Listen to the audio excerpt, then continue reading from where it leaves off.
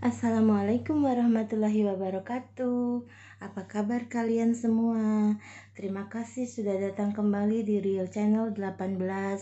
Semoga kalian selalu dalam keadaan sehat, dalam keadaan happy, dalam keadaan bahagia, dalam keadaan yang tidak kekurangan ya. Sahabat Dumaiku, terima kasih karena kalian sudah jadi sahabat baik aku meskipun di dunia maya yang kita mungkin sebagian dari kalian belum pernah ketemu langsung sama aku. Buat teman-teman aku yang udah pernah ketemu sama aku pun aku mengucapkan banyak-banyak terima kasih atas support kalian untuk membuat aku tuh bangkit dari keterpurukan, bangkit dari kesedihan, dan terus melaju dengan fokus pada masa depan. Buat kalian yang cross watcher yang belum subscribe channel aku, kalian boleh dong subscribe ke aku, like, share, komen juga boleh, supaya kita sama-sama belajar bagaimana caranya menghandle hati atau bagaimana caranya menyembuhkan luka batin yang diakibatkan oleh pengkhianatan. Jadi apa yang aku rasa, apa yang aku pelajari, apa yang aku dapatkan dari pemahaman pembelajaran aku atas apa yang terjadi sama hidup aku, itu bisa dijadikan sharing story gitu, sharing story yang baik boleh kalian ambil, boleh kalian terapkan, yang buruk dia dibuang jauh-jauh gitu. Karena semua itu pasti ada satu hal yang harus kita ingat, bahwasanya Tuhan tidak akan mengambil sesuatu dari kita tanpa menggantikannya dengan yang lebih baik gitu. Jadi itu yang selama ini aku selalu mencoba berpikir positif. Aku mencoba untuk berpikir yang gak neko-neko, yang gak negatif. Karena yang terjadi dalam pernikahan aku memang benar-benar hal yang negatif. Jadi aku berusaha untuk berpikir dan bertindak sepositif mungkin setelah semua kemarahan, setelah semua kekesalan aku sudah aku lontarkan waktu Februari kemarin kepada mereka. Jadi ini saatnya aku memperbaiki diri juga, saatnya aku mendekatkan diri sama Tuhan, menyerahkan segala sesuatunya sama Tuhan. Jadi pada masa-masa beberapa bulan terakhir ini adalah masa-masa yang healing buat aku. Jadi healing from the pain, healing from the heart. Jadi aku gak mau menyimpan dendam, gak mau menyimpan kesakitan terus-terusan dalam diri aku. Jadi aku berusaha sebaik mungkin untuk melepaskan segala rasa sakit hati, rasa dendam, rasa yang tidak karuan ya pada diri aku akibat peristiwa kemarin. Jadi apa yang aku alami atau apa yang terjadi sama aku sharing ke kalian. Mana tahu gitu ya amit-amit jabang bayi, jangan sampai kalian para wanita yang mendengarkan ini mengalami apa yang aku alami gitu. Pengennya kan kita berumah tangga itu baik-baik aja, jadi sampai akhir hayat kita selalu bersama. Tapi ada kalanya di saat-saat tertentu kita harus menghadapi apa yang namanya ujian dalam pernikahan. Mungkin karena banyak juga orang-orang dulu bilang 5 tahun pertama adalah masa krisis gitu. 5 tahun pertama pernikahan itu adalah masa yang paling kritis gitu. Jadi bagaimana kita bisa melewati, bagaimana kita bisa menghandle dengan baik, itu akan menentukan masa depan kita. Oke guys, sore ini aku mau sharing. Jadi gini, kalian tahu kan, aku terjebak pada hubungan pernikahan yang tidak sehat. Jadi pernikahan aku dan dia itu seperti toksik gitu buat aku ya, terutama yang menjalani.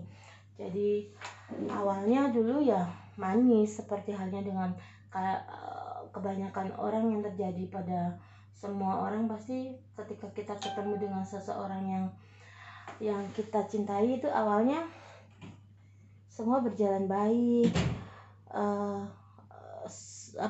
berjalan begitu indah gitu kan ya. Sama halnya dengan aku, awalnya hati ini tertambat oleh pesonanya, oleh karismanya yang begitu bagus, appearance-nya gitu ya.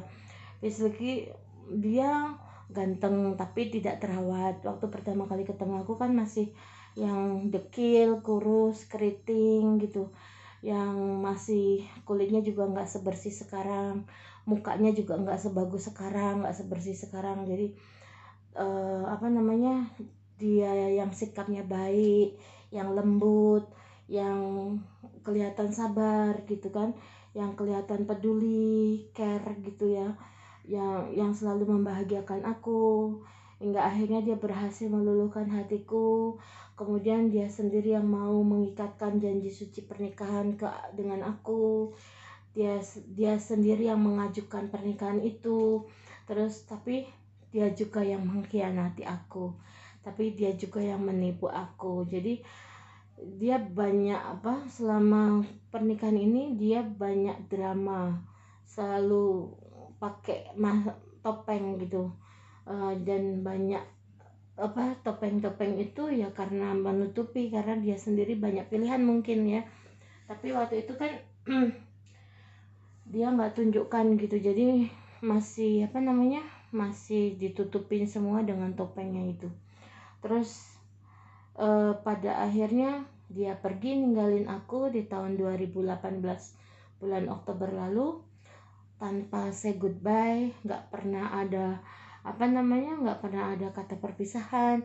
Dia emang ketika dia pergi ada aku, tapi kupikir dia hanya pulang sebentar aja ke Batam gitu, tapi ternyata sejak hari itu dia blokir aku nggak bisa hubungi dia, aku nggak bisa nggak bisa tahu kabar dianya, nggak bisa komunikasi dengan dia gitu. Itu terjadi 2 bulan lebih ya guys, hingga akhirnya aku telepon bapaknya, aku bilang, bapaknya ini kalau udah 3 bulan berarti udah jatuh talak 1 ya gitu, jadi jangan salahkan aku kalau nanti aku pun udah nggak menganggap dia suami, karena dia sendiri udah pergi ninggalin aku, nggak ada kabar berita hampir 3 bulan. Nah sejak aku telepon bapaknya, terus dia telepon aku lagi guys, terus ngebaik-baikin aku, janji mau berubah, janji tidak akan pernah ninggalin aku lagi, janji datang kembali, terus dia seperti tidak terjadi sesuatu hal apapun gitu. Jadi dia mencoba ngebaik-baikin aku lagi, dia bilang akan mempertahankan rumah tangga ini dan sebagainya. Dan itu aku kasih kesempatan, tapi ternyata dia tidak sesuai dengan apa yang diucapkan. Jadi antara tindakan, pikiran dan tindakan verbalize dan sama pikiran dia itu nggak sinkron gitu. Oke, yang terjadi dia justru mengakhiri hubungan dengan aku. Dia menggorok habis pernikahan aku dan dia. Terus ya yang jelas aku sempat broken heart, itu pasti ya kan. Aku ngerasa ditipu sama dia, sepertinya sesuatu hal yang sudah dia janjikan pada aku kemarin, janji suci pernikahan itu membuat dia mungkin menjadi beban buat dia, karena dia tahu hubungan aku dan dia ternyata seperti hubungan yang dia sembunyikan, jadi seperti hubungan yang tidak dipublis gitu. Jadi mungkin itu menjadikan dia berat bebannya gitu, karena dulu dia pernah bilang sama aku, semakin sedikit orang tahu tentang hubungan ini itu semakin baik buat ketenangan dia, kata dia gitu.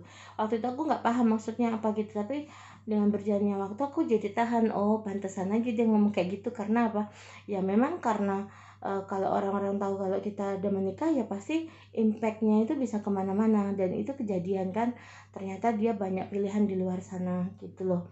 Jadi mungkin hal itu juga yang dia nggak bisa menepati janjinya itu, kemudian itu menjadikan dia itu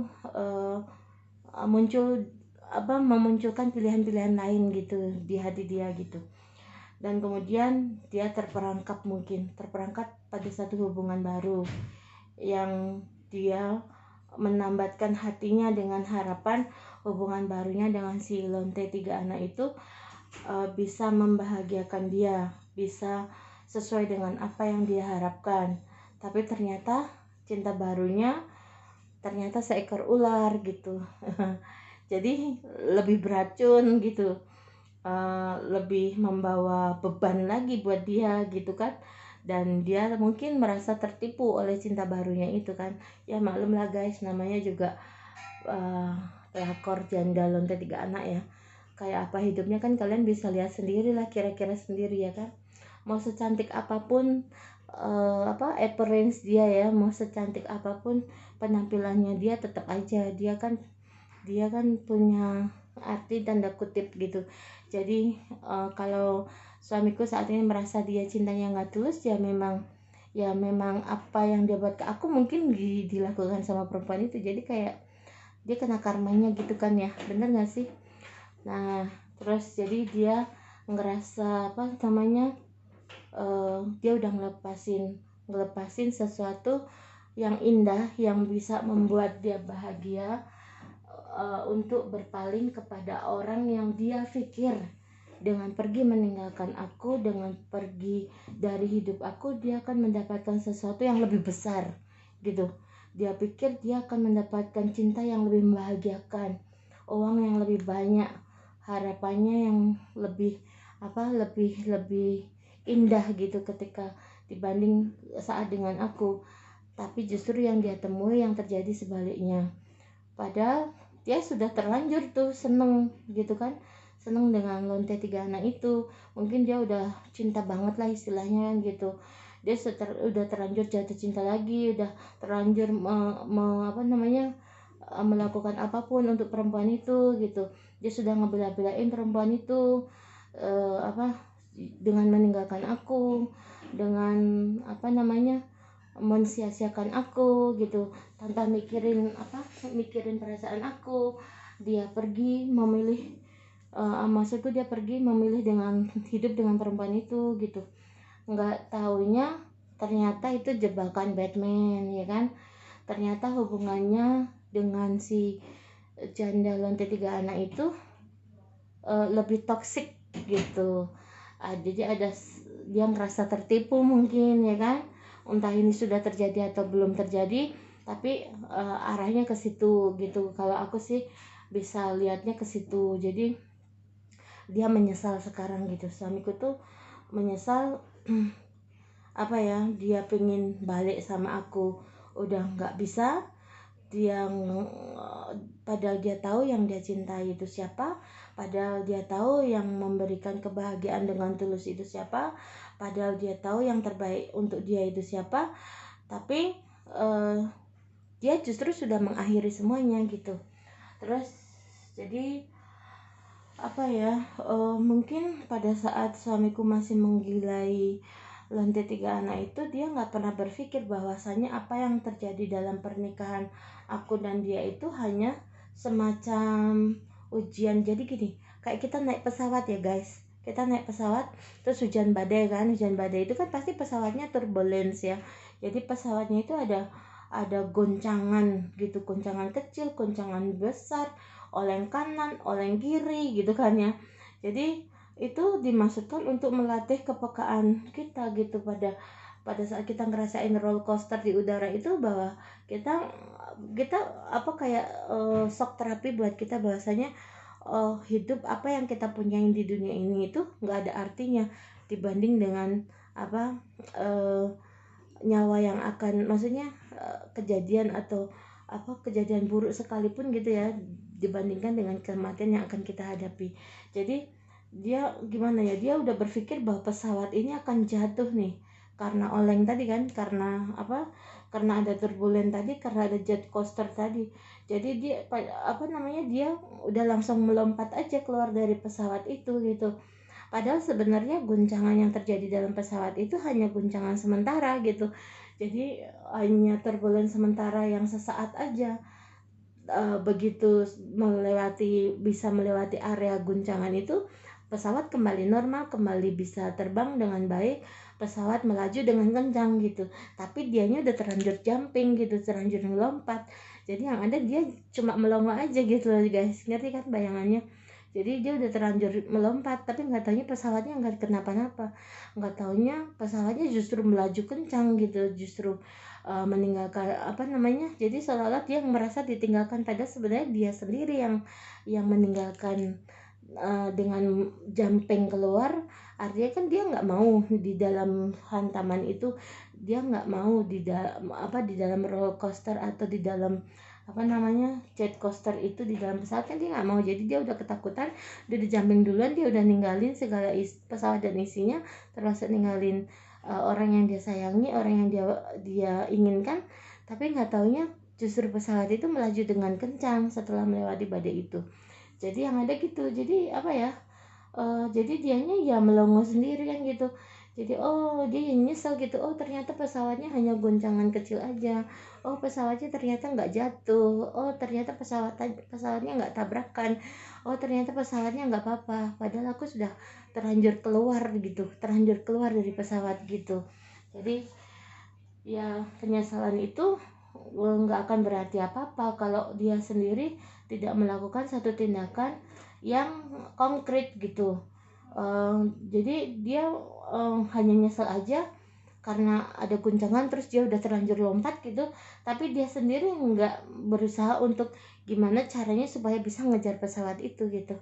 Jadi dianya stuck gitu, ya kan, dianya jadi memble sendiri gitu.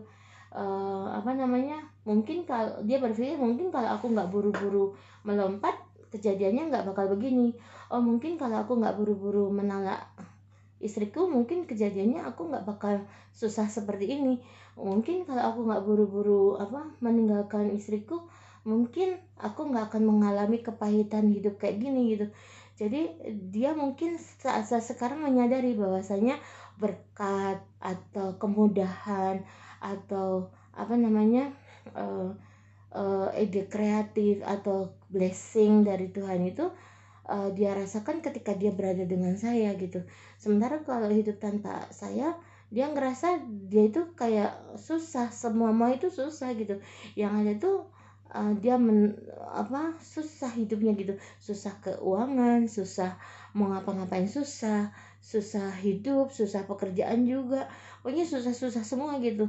Dan dia tidak menyadari bahwasanya yang membawa berkat pada hidup dia itu adalah aku, orang yang sudah dia sia-siakan gitu, yang sudah dia tinggalkan, yang sudah dia lepehkan gitu loh. Mungkin dia silau dengan dia ngerasa dia sekarang hebat, dia ngerasa sekarang dia bisa apa aja, dia punya apa aja mungkin ya kan, sehingga dia lupa dengan kulit, lupa dengan siapa dulu yang mendampingi dia dalam keadaan susah gitu, siapa dulu yang mensupport dia supaya dia tetap terus maju, fokus mendapatkan pekerjaan, konsentrasi supaya dapat hidup yang lebih layak, lebih bagus gitu. Dia lupa semua itu gitu. Jadi ya aku sempat broken heart gitu. Ya pastilah ya, namanya aku manusia, apalagi perempuan, kalau disakit gitu kan rasanya sembilu. Aku sempat yang nggak bisa nafas gitu, saking sesaknya dadaku gitu. Aku sampai gini, kalau orang marah tuh sampai yang gue sampai nggak bisa ngomong apa-apa gitu ketika semua ini terjadi. Ketika aku ngerasa aku tuh dizolimi itu, apalagi aku melihat dengan sendiri gitu bahwa aku ternyata ditusuk dari belakang oleh mereka, itu rasanya ya Allah luar biasa sakit, luar biasa perih gitu, luar biasa pedih gitu ya. Yang nangis iya, yang sedih iya, yang marah iya, yang kecewa iya, yang ya situasi pada emosi yang tidak menentu. Dan itu terjadi sama aku juga, karena aku kan masih manusia juga ya kan. Aku tidak pernah membayangkan bahwa pernikahan yang aku jalani itu akan berakhir seperti ini atau akan mengalami hal-hal seperti ini. Yang aku bayangkan pada otakku itu adalah hal yang indah, yang membahagiakan, yang aku bisa bersandar pada bahunya, yang aku bisa memeluk dia, yang aku bisa mencintai dia dengan tulus, yang aku bisa mendekatnya dengan penuh kasih, yang aku bisa memelai rambutnya setiap saat aku mau, yang aku bisa tidur dalam pelukannya, dalam kedamaian, yang aku ngerasa nyaman dilindungi sama dia gitu. Itu yang aku bayangkan dulu, tapi ternyata kenyataannya yang terjadi ya seperti sekarang ini gitu ya. Jadi dulu aku pengen tahu gitu ya. Beberapa bulan yang lalu aku tuh pengen tahu, aku tuh sempat nanya sama Tuhan, Tuhan, karma apa yang bakal dia atau bakal mereka terima ketika mereka menzolimi aku? Karma apa yang bakal mereka terima ketika mereka sudah memperlakukan aku tidak baik gitu? aku mohon keadilan gitu. Aku pengen lihat apa yang terjadi sama hidupnya kalau seandainya dia jahat seperti itu sama aku. Dulu aku pengen tahu itu gitu, tapi sekarang semakin kesini aku aku merasa aku nggak perlu cari tahu lagi kenapa dia jahat, nggak perlu lagi cari tahu kenapa dia berubah seperti itu. Aku nggak perlu lagi cari tahu kenapa mereka melukai aku ya, kenapa mereka zolim ya. Aku nggak perlu lagi tahu itu semua gitu. Karena kalaupun nantinya aku melihat itu semua terjadi, itu yang ada hanya kebahagiaan sesaat gitu. Jadi kebahagiaan sesaat yang kapok kon rasakno gitu, kena kon saiki ya gitu. Tapi sisi lainnya jiwaku kosong gitu, jiwaku masih ngerasa sakit. Itu juga percuma gitu, karena buat apa juga ngelihat seseorang kena karma kalau diri kita sendiri tidak bisa melepaskan semua energi negatif itu, ya kan. Jadi aku pernah ditinggalkan dalam keadaan susah. Aku juga pengen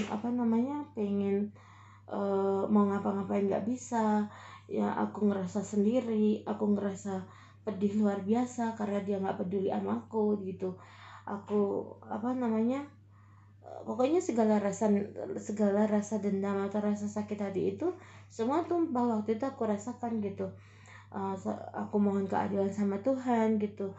Aku sampai nangis di depan pusara bapak ibuku, sampai aku berpikir apa yang salah pada diri aku gitu. Kenapa aku sudah baik tapi aku ternyata harus menjalani semua ini dengan rasa yang sakit, harus menjalani semua persoalan ini dengan rasa yang sembilu gitu. Tapi makin kesini aku sering meditasi, aku sering mendengarkan hal baik, aku sering belajar membaca tentang bagaimana melakukan penyembuhan batin.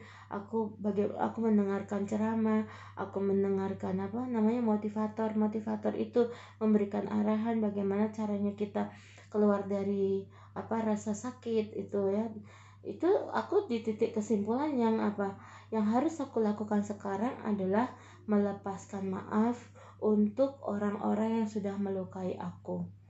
Karena semakin aku ingin tahu, aku merasa semakin menyiksa jiwaku, semakin membuka luka buat aku. Jadi aku nggak mau menunggu karma itu datang untuk menghampiri mereka, untuk melihat apa yang akan terjadi sama mereka. Tapi aku hanya ingin sekarang itu mencintai diriku sendiri. Aku memulihkan hatiku, melepaskan maaf pada mereka, aku mengampuni mereka. Aku tidak ingin menggenggam rasa sakit dan dendam itu, karena jikapun itu aku dikasih kesempatan semua sama Tuhan untuk melihat apa yang terjadi sama hidup mereka, belum tentu juga aku ngerasa bahagia. Karena kebahagiaan sejati ya, buat aku itu adalah bahagia versi yang Tuhan berikan. Jadi bukan bahagia menurut versi aku gitu. Jadi ya sekarang ini aku coba gimana caranya membahagiakan diriku sendiri. Kalau aku suka masak ya aku pergi masak, kalau aku suka jalan-jalan ya aku traveling kemanapun yang aku mau. Kalau aku misalkan mau ngapain ya aku just lakukan apa yang aku mau gitu. Tapi aku nggak mau terpuruk atau mikirin soal itu lagi gitu. Pokoknya aku pengen jiwaku ini akan terus merasakan bahagia semua.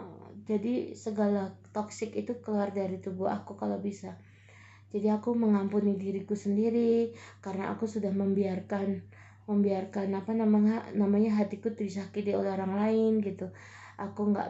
Selama ini aku nggak bisa menjaga perasaanku sendiri, sehingga yang ada itu perasaanku tersakiti oleh orang lain gitu. Jadi ya yang terpenting buat aku menyerahkan ini semua pada Tuhan. Apapun ketentuan yang akan Tuhan beri sebagai solusi dari persoalanku ini, insya Allah itulah yang terbaik buat akunya nantinya.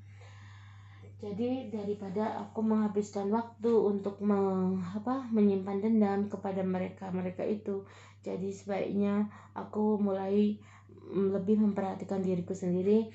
Aku kalau ada waktu aku sepedaan, aku mulai pergi nge-gym gitu ya.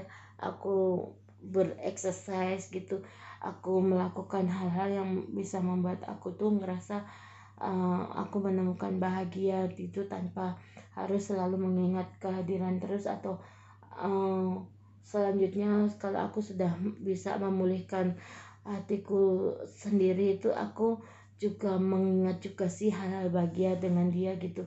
Jadi dari sekian banyak negatifnya dia, tapi ada juga banyak hal bahagianya sama dia. Misalkan saat-saat kami pergi nonton bareng, pergi berlibur bareng, saat kami tidur bareng gitu. Itu tidur itu dia kan selalu peluk aku, dan dia tuh selalu nggak pernah melepaskan pelukan sampai pagi.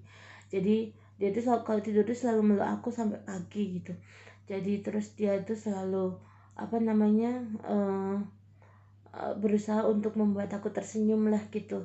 Kalau aku lagi sedih, kalau aku lagi marah, dia berusaha mendinginkan perasaan aku. Terus dia juga nganterin aku kemana-mana, dia nyupirin aku kemana-mana gitu. Waktu aku dinas di luar kota pun dia datang, dia capek kerja pun dia mau datang, dia mau bawa aku pergi kemana-mana, mau bawa aku pergi refreshing, biarpun semuanya itu maksudnya dari segi dananya aku yang tanggung ya. Tapi karena aku nggak tahu uang dia habis buat apa gitu, tapi aku ngerasa bahagia karena di situ dia juga bahagia, dia memberikan aku kasih sayang yang luar biasa gitu.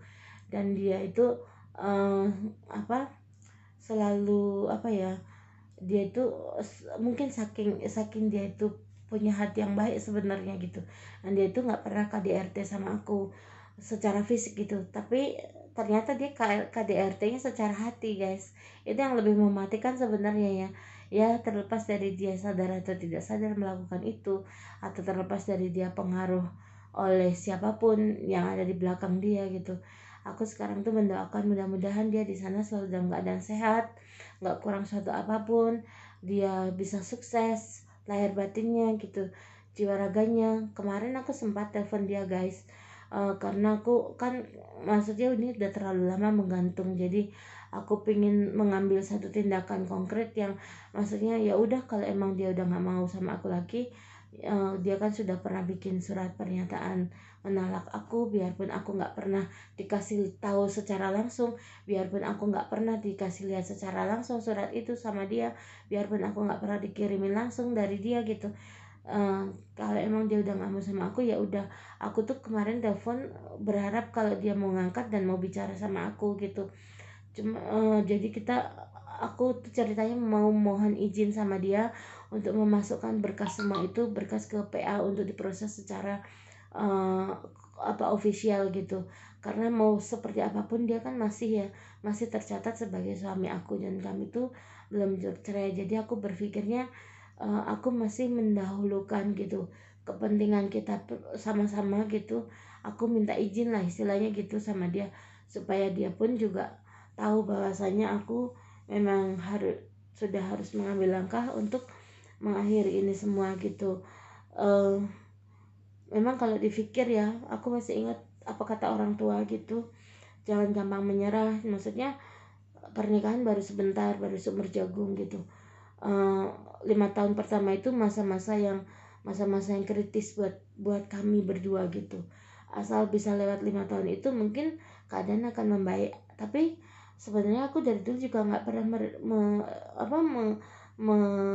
mengeluh soal uang gitu ya, karena aku sendiri pun punya uang, punya pendapatan gitu. Tapi aku hanya tidak nyaman dengan apa yang dia buat, hanya tidak nyaman dengan cinta yang dia lakukan di belakang aku gitu. Padahal dia sudah pernah janji sama aku di awal pernikahan bahwasanya dia akan menghentikan semua kegilaan itu, bahwasanya dia berjanji tidak akan lagi jadi playboy, dia berjanji hanya akulah satu-satunya yang ada dalam hidup dia. Dia berjanji tidak akan nakal lagi, dia berjanji tidak akan mengulang lagi kisah yang lama. Tapi ternyata itu tidak dia penuhi. Jadi janjinya dia ingkari sendiri, dia buat sendiri, tapi dia ingkarin sendiri. Jadi ijab yang janji suci sama Tuhan aja dia ingkari, apalagi janji yang dia buat sendirian gitu. Jadi apapun itu, yang jelas adalah banyak memori indah sama dia. Kalau aku ditanya kamu udah lupa dia belum, aku bisa jawab belum, karena cinta dan kasih sayang aku sama dia itu besar. Terus karena apa yang aku lakukan ke dia itu tulus, jadi aku tuh mencintai dia dengan hati gitu. Tapi kalaupun dia tidak mencintai aku dengan hati, ya itu soal lain ya, itu urusan dia dengan Tuhan ya. Jadi itu aja guys, pokoknya apapun apapun gitu ya kepedihan yang datang dalam hidup kita, yang jelas satu hal, kita harus yakin bahwasannya kita ini bisa melewati ini semua dengan baik, dan kita bisa menjadi pemenang dari uh, pemenang dari diri kita sendiri gitu. Maksudnya pemenang untuk melawan segala nafsu batin kita, pemenang untuk menjadi menang untuk mengalahkan ego kita sendiri gitu.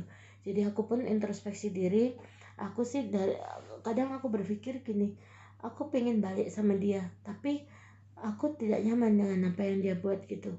Aku ingin selamanya hidup sama dia, tapi aku tidak bisa berbagi cinta dengan orang lain. Jadi sekuat apapun rasa sayang itu, sebesar apapun cinta itu, kayaknya aku harus realistis dengan hidup gitu. Bahasanya mulai hari ini, detik ini, aku sudah istilahnya tuh udah harus benar-benar gitu ya, benar-benar komitmen konsisten dengan keinginan aku untuk tidak lagi mau memikirkan tentang dia. Jadi aku kembalikan semua sama Tuhan, karena dia suamiku adalah titipan dari Tuhan untuk jadi suamiku yang harus aku jaga. Tapi kalau yang dijaga sendiri itu pengennya bebas menggatal kemana-mana, ya udah, ya hal yang baik aku bilang sama Tuhan bahwasanya ini loh, bukan aku nggak mau peduli sama suamiku Tuhan, tapi suamiku masih senang menggatal kemana-mana, suamiku masih pengen terbang bebas, suamiku masih ingin gitu, maksudnya nafsunya itu diumbar kemana-mana. Jadi hal yang paling baik adalah aku mengembalikan itu sama Tuhan, karena Tuhan tahu mana yang terbaik buat suamiku. Tuhan tahu apa yang bisa membuat suamiku berhenti melakukan itu semua, kapan berhentinya, atau Tuhan tahu apa yang terbaik buat suamiku lah, istilahnya gitu. Oke guys, itu aja. Kita tetap doakan yang terbaik buat mereka yang sudah zalim sama kita. Kita tetap stay positif, stay from COVID-19. Terus jangan lupa bahagia, jangan lupa fokus dengan masa depan kita, karena badai itu pasti berlalu guys. Itu aja dari aku. Sampai ketemu di next vlog ya. Assalamualaikum warahmatullahi wabarakatuh.